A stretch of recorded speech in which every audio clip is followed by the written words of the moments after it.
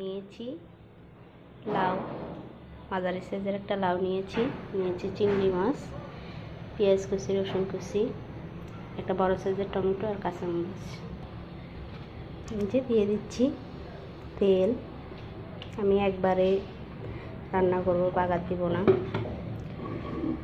তেলটা গরম হয়ে গেছে, এখন দিয়ে দিব পেঁয়াজ কুচি আর রসুন কুচি। যেটাকে সুন্দরভাবে পেঁয়াজটাকে ভেজে নেব।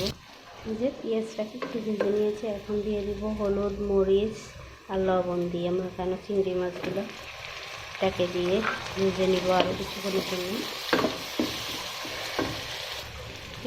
পেঁয়াজটাকে আর চিংড়ি মাছটাকে ভেজে নিয়েছি, এখন দিয়ে দিব টমেটো আর কাঁচামরিচ, দিয়ে দিব একটু পানি।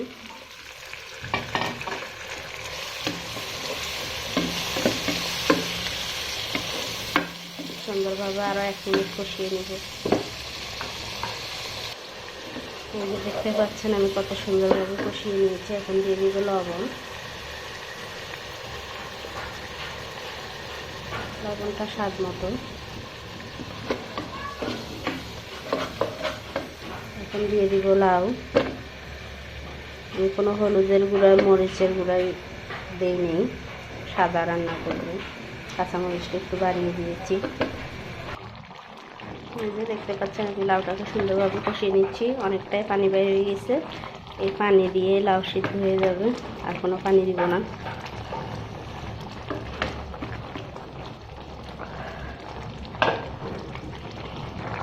দেখতে পাচ্ছেন লাউ থেকে কত পানি বের হয়ে গেছে।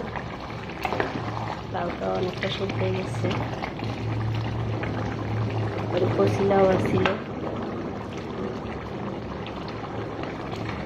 আর একটু জোড়া টাইলে চুলাটা অফ করে দেব। আমার রান্নাটা আসলে হয়ে গেছে। এখন দিয়ে দেবো ধনিয়ার পাতা।